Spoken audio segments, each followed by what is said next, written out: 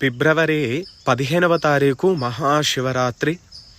ఆ రోజు ప్రతి ఒక్కరూ కూడా మీ ఇంట్లో ఉన్న శివలింగము లేదంటే మీ దగ్గరలో ఉన్న శివాలయానికి వెళ్ళి నేను చెప్పిన మంత్రాన్ని ఖచ్చితంగా వినండి.